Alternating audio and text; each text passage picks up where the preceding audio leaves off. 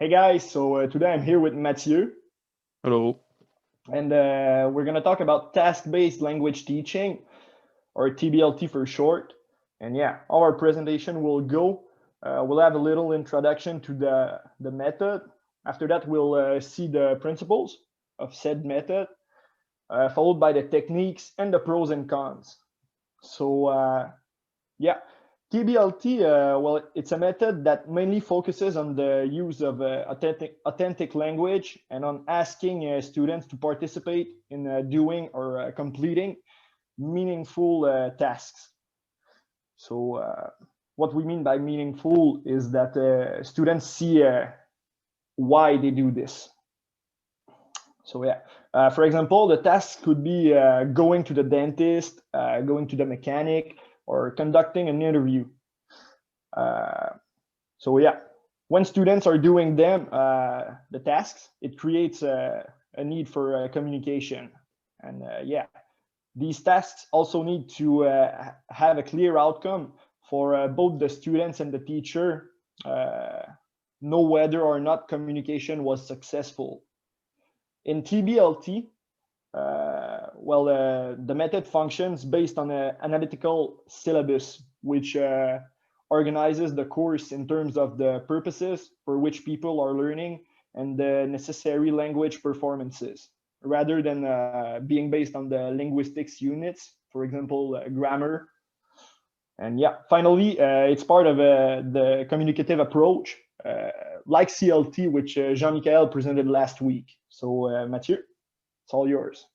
All right. So for the main principles of TBLT, the way I mentioned it briefly earlier, but the main goal is for the teachers to facilitate students' language learning by engaging them in a variety of tasks that have a clear outcome.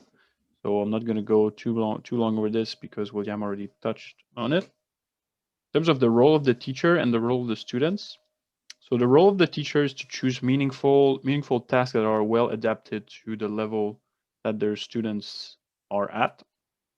As for the students, their main role is to communicate with their peers to accomplish those tasks together.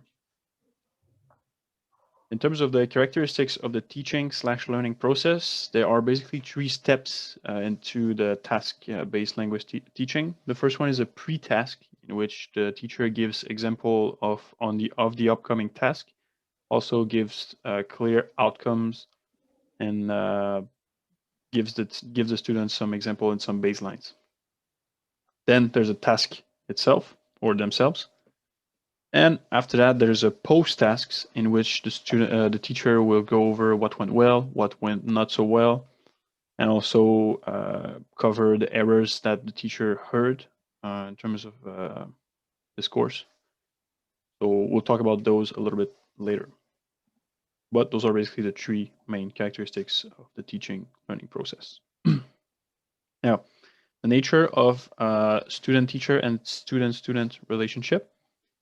As for the student-teacher relationship, it's mostly the teacher the teacher is there to give inputs and give example.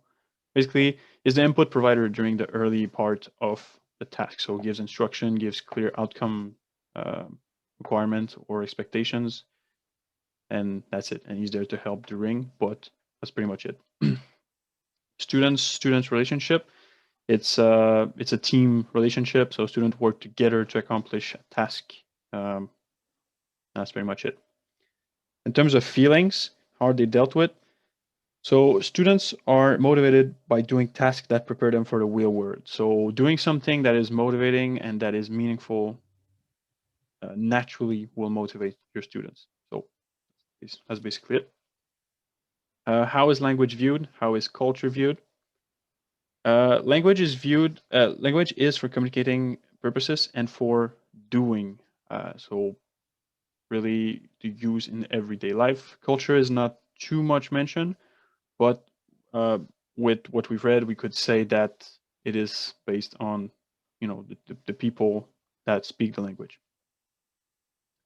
What areas of language are emphasized? What language skills are used?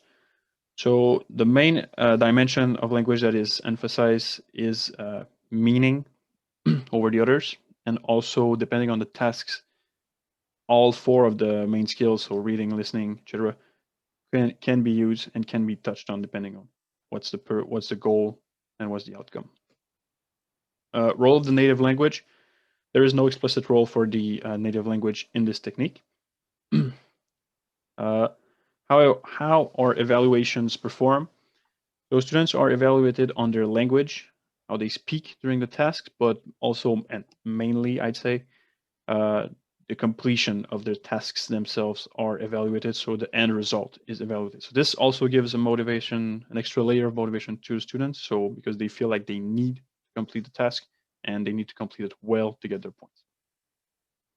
Now, in terms of error, like I said, I mentioned it earlier, a teacher will usually not correct errors on the fly. He or she will take notes of them, and in the post-task segments, will come back to them, and can also go as far as adapting the tasks to those errors. So the teacher could create a task that is focused on using prepositions if the student struggled with that in the previous one, etc., etc.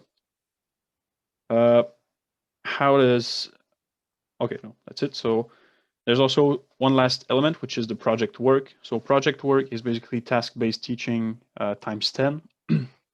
In this, the students could complete a project. So there's basically 3 phases. The first phase is planning what the project will be. The second one, and this is where this project work thing pushes the boundaries of the TBLT, is that the students will research and accomplish a task that is outside the classroom. So this could be probably done more so with older students, but it's basically research work. But doing this, the students need to complete a task using external information. So it goes beyond the boundaries of the classroom. And there's also a final stage in this, which is the post-project. So typical of what we usually see. So review what went well, conclude the project, etc. So that's it for me. I will send the mic back to William. So yeah, well, as you might have seen or read in the book, they give an example of really an experience with TBLT in the classroom setting. And yeah, this example, the students, need to build a schedule, like Mathieu said, or used as an example previously. And yeah, like a schedule for their how to manage their class, their time, their courses. And yeah, afterwards, the students will do more activities relating to the task. Like, for example, the divided students in smaller groups, they receive part of the schedule. Like, I think if I remember correctly, it was a group of 5 students, and each one of the students received 1 day of the week from the schedule, and they needed like to put the whole schedule back together. So it's really made for a lot of communication. And yeah, so they really build on the premise of the class. So now the techniques. Okay, so for the techniques, well, in TBLT there are 7 techniques which are all task-based, obviously. And so yeah, the first one is information gap task, which we saw in CLT. And yeah, it involves the exchange of information among participants in order to complete a task. Obviously, one knows an information that the other doesn't. After that, we have the opinion gap tasks, which is when students express their personal preferences, feelings, or attitudes in order to complete a task. So you could use this, for example, when the teacher presents a dilemma, for example. After that, we have the reasoning gap task, which requires students to derive some new information by inferring it from previous information that they've been given. So yeah, for example, an example could be a riddle. Okay, and then we have the unfocused task, which are tasks designed to provide learners with opportunities for communicating generally, so without a specific goal. On the other end, we have the focused tasks, which, yeah, those are designed to provide opportunities for communicating using some specific language item. linguistic item, sorry. So yeah, it's typically a grammar structure. So yeah, we also have the input providing task, which engage learners with the receptive skills of listening and reading. So yeah, not much more to say about that. It's task where you are listening and reading, and it gives the teacher an opportunity to introduce new language by the project, you know. And finally, like the opposite of input providing is output prompting tasks, which stimulate the students to write or speak meaningfully. So could be by group works or oral presentation. So that's it for the techniques. Now the pros and cons. All right, so for pros and cons, the pros, well, obviously, we've mentioned it a little bit earlier, but it's going to be really motivating for the students because they are given tasks that are, meaningful for them and they have a real purpose. So if they like what they're doing, it's going to be more motivating. And also, they keep, they're usually interacting with each other. So on top of being motivating, it also keeps the students active at all times because they're moving around, they're exchanging. So there's not a lot of chances of students falling asleep in task-based language teaching class. Also, not only does it keep the students active, it keeps the class as a whole active. So it's going to be a lot of it's going to be a class classes will be energetic and dynamic a lot. And also, like I've mentioned it a little bit earlier, there's a real purpose to learn. So, the task that they're accomplishing have a real meaning. So it pushes them to learn. So they see that there's a meaning behind what they're doing. So they'll be pushing themselves to learn the new language. Now, for cons, again, this is a little bit pretty much everything that I mentioned in the pros. This is their opposite. So the class will be almost always busy. So if the students are moving around, talking loud, everything, it's not going to be quiet and peaceful classes. Everything's going to be hectic at all time, which can be good sometimes, but not all the time. Which goes well for the second point, which is it's not really suitable for everyday use. I really could not see a teacher using this method 4 periods a day every day. I think it's just too much and too energetic at all times. So yeah, once in a while, okay, but not too much. That's one of the cons. Again, it's not that great for teaching basics of the language. So teaching, separate elements like, okay, today, guys, we're gonna incorporate preposition in our communication. That's good. But teaching like the raw basics of the language is kind of tough to do with this method because the students cannot speak. Like if they're absolute beginners, it's gonna be tough to use that technique to get them going.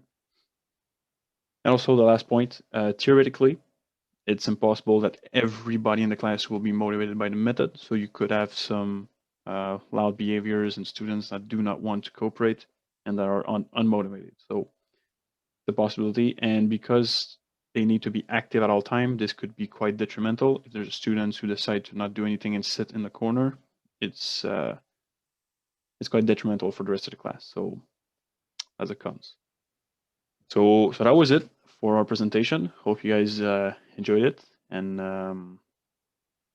had fun watching us. So Mathieu and William signing out.